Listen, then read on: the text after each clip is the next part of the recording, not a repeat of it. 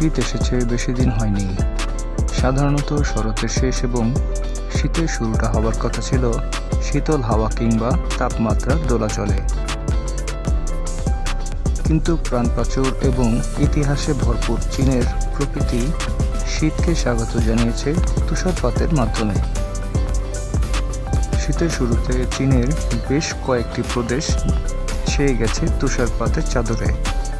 তুষারপাতের ফলে প্রকৃতিতে ছড়িয়েছে নান্দনিক সৌন্দর্য।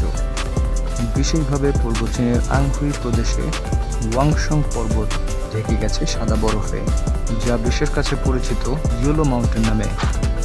পর্বতটিকে বিশ্বের ঐতিহ্যবাহী তালিকাভুক্ত হিসেবে ধরেন ইউনেস্কো। এছাড়াও শীতকালীন বরফের দৃশ্যের জন্য 5টি আশ্চর্যজনক স্থান অন্যতম। এই পর্বতটি তার মধ্যে অন্যতম, তাই এই পর্বতটি জায়গাটিকে জনপ্রিয় হিসাবে গড়ে তুলেছে এবং এটি বিশ্বের অন্যতম পর্যটক স্থল। বিশেষভাবে তুষারপাতে এই ইয়েলো পর্বত বিশেষ আকার ধারণ করে, যা দেখতে পুরোপুরি স্বপ্ন মনে হয়।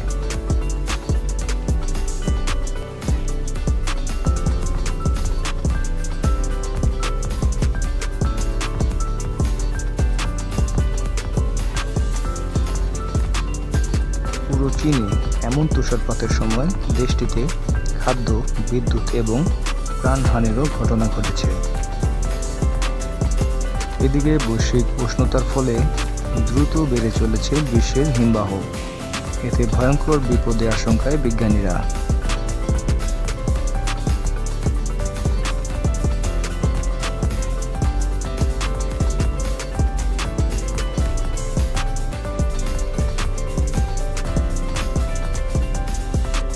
বন্ধুরা, আজকের ভিডিওটি এ পর্যন্তই। দেখা হচ্ছে পরবর্তী ভিডিওতে। সে পর্যন্ত সবাই ভালো থাকবেন।